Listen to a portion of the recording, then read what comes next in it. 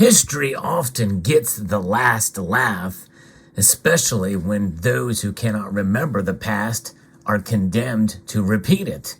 If they can only learn the lessons of history, well, then more than likely they would not be the laughing stock of the joke, especially when people have such hubris as to make the insult that I'm about to share with you now.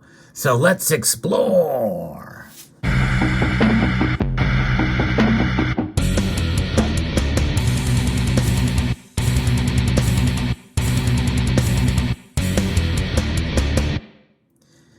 It was the writer and philosopher George Santayana who made that euphemism. Those who cannot remember the past are condemned to repeat it. Often that phrase is about those who do not learn history are doomed to repeat it.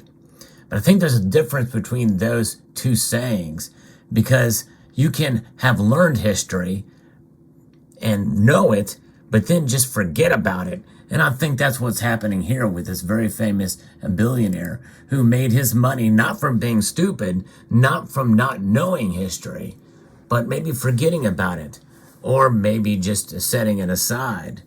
Mark Cuban, the billionaire owner of the Dallas Mavericks, defended Bitcoin this week while casting doubt on investing in gold. I think that alone right there should say it all. And what's remarkable about this is that, he is making a defense of Bitcoin. And by the way, I have nothing against Bitcoin or cryptocurrencies, although we have seen quite a lot of scandal there in the crypto sphere, especially with some of these exchanges. Not necessarily with the cryptos themselves, but they are 100% speculative. We'll learn more about that. But what's amazing about this story is who is actually defending gold here. This is from a podcast called the Club Random Podcast. And this is an episode that is hosted, or a series of podcasts, episodes hosted by Bill Maher. And he's very anti-Bitcoin, and he believes in the value of gold. And that is kind of exciting to see, although I'm of the camp that one does not necessarily have to be anti-Bitcoin or any cryptocurrencies to believe in gold. I'm a fan of diversification. I'm probably less diverse than most in my investment strategy because I'm really risk averse, but I have dabbled in Bitcoin and have done well with it, probably better than I have as far as profiting per se than I was with gold. But that's not what gold is for. And that's why you need to have a fundamental understanding of gold. And to understand gold, folks, is to understand history. And that's really the purpose of this video, and why this insult is really something we should just laugh at, like history would laugh at, because that's really the bottom line, because people don't understand it. Some people don't. Cuban says, I want Bitcoin to go down a lot further so I can buy some more. He added, if you have gold, you're dumb as the F-bomb. As yes, you can imagine what that says there. Bitcoin has plunged more than 60% in value this year alone. We didn't see that happen with gold, although gold did go down, I think, overall the year to some degree, but not by a whole lot. Bill Maher replied that gold never goes away and is like a hedge against everything else. And so that is a good defense, and he's right. Bill Maher has some understanding of what gold is about. But then Cuban replied, no, but it's not a hedge against anything, right? What it is the stored value. And you don't own the physical gold, do you? Gold is a stored value, and so is Bitcoin. Well, he must be talking about gold ETFs. But I would say that even gold ETFs are a much more stable way to be able to invest your money, because even though they aren't backed by the physical, it does give you price exposure to gold. But notwithstanding, look before your eyes here, Mr. Cuban. I hope you watch this video. My guess is you probably won't. But you do hold gold. In fact, I would encourage folks to actually buy gold in the physical form and deal with that single party risk. In other words, when you have a single party risk, we'll talk about that here in a moment, and the article continues. The Shark Tank host continued, "It's a digital transaction and it's stored value, so people perceive that there is value associated with gold and there's value associated with Bitcoin." He noted that investing in gold does not generally mean that you possess the actual gold. Well, again, look before your very eyes, Mr. Cuban, because look, I own the actual gold. Yes, indeed. I think he's not getting it out of his head that when people buy gold on an exchange through ETFs or whatever, that they're not actually taking possession. But there's a growing number of people who actually buy the physical bullion. By the way, Prince, that's right, Prince actually had gold on hand, and was noted after he had passed away that he had several. And I did a video about Prince and his ownership of gold. Many people own gold, and probably more billionaires and millionaires own gold than we probably know. And who knows, maybe secretly Mark Cuban owns it too. So he wants to keep the price down as much as he can. So he's trying to speak ill of it when he may have a whole bunch in his coffers. But who knows? But anyways, let's assume he doesn't own any. He noted that, and he says it doesn't invest in it. He says, you don't own the gold bar. And if everything went to hell in a handbasket and you had a gold bar, you know what would happen. Someone would beat the F out of you or kill you and take your gold bar. So I tell you what, that statement alone is kind of funny in and of itself, because he is implying that if you own gold, it's valuable. Somebody's going to beat you up for that gold bar. Well, I'll tell you what, if you had a hardware wallet with your crypto key in it for Bitcoin, and somebody, you had all the information there with it to sign into it and get it, your passcode or whatever, they could take that too. They'll take their chance, because there could be a lot of Bitcoin in there too.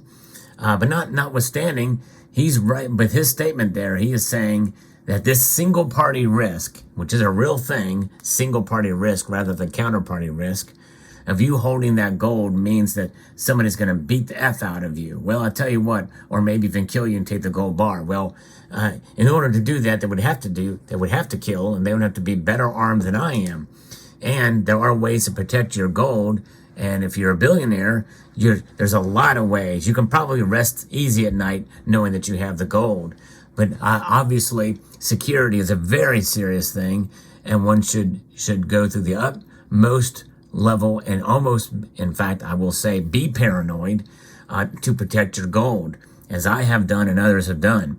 To me, I have a slight counterparty risk because I store most of this off-site and in a much better guarded area than what I've got. But even as such, be well guarded, be well armed. I would encourage folks to have a very good security system with cameras covering every square inch of the house and your yard or your property, in multiple locations at multiple angles and points, high resolution. I would encourage folks to have a hidden safe if they're going to store it in their house. If they don't have the luxury to do what I do with some counterparty risk, to store it off-site at a friend or family's home or other location, in a secured location, in a big vault somewhere. Yes, that's right. You can have friends that have very secure locations. And if you have the luxury to do that, you can sleep very well at night with this to limit your single party risk. But you can limit that single party risk of exposure to crime, to theft, by arming yourself, by protecting yourself in various different forms. And obviously, as well, fire is a real possibility too. And so a fire protected safe, there's a myriad of different ways to do it. So when he says that statement, he's admitting to the value of gold. Now, the article continues to bring us back into recent history, what happened in 2019. He has slammed gold before. He told Kitco News that he hates gold. Gold is a religion. And you know what? To some extent, that criticism can be true. It can be a religion. And we don't want to worship the metal itself.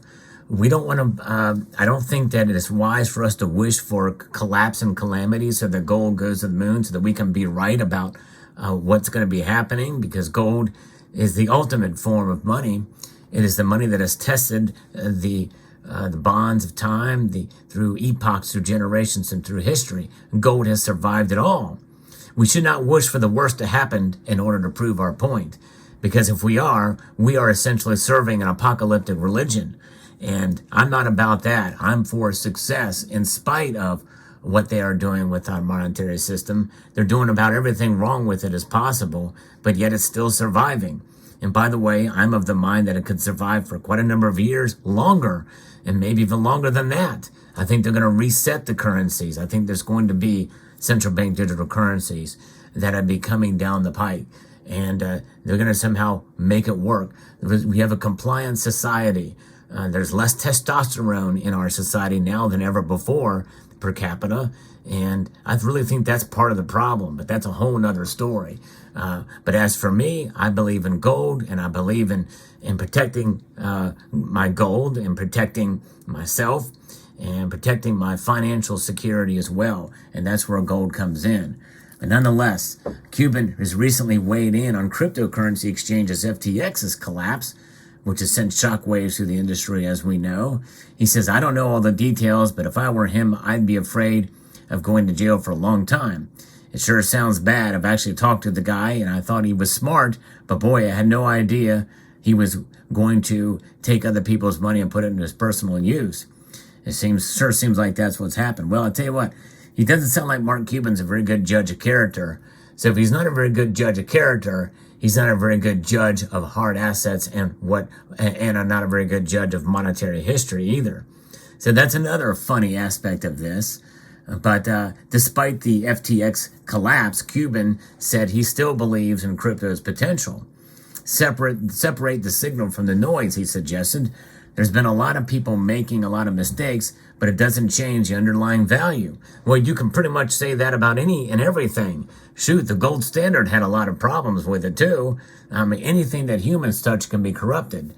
But I tell you what, this metal that you see before you here is uncorruptible. And by the way, it's not corrupted by the elements. It does not react to the elements. It exists for the sake of what it is and has been through centuries and millennia. He added on the Club Random podcast that he is not telling people to buy Bitcoin, even though he still considers it a good investment. And so there you go. All right. It's very interesting. Mark Mobius, the billionaire co-founder of Mobius Capital Partners, recently predicted Bitcoin will fall to 10 grand next year, 10,000, down from 16,800 today. He was correct about this year's fall to 20,000.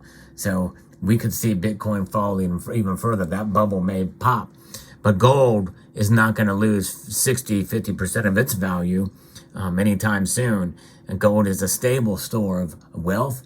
If it wasn't, central banks around the world would not be accumulating it and in record numbers like we've seen in the last quarter of this year. And even throughout 2022, we've seen gold being accumulated by these central banks.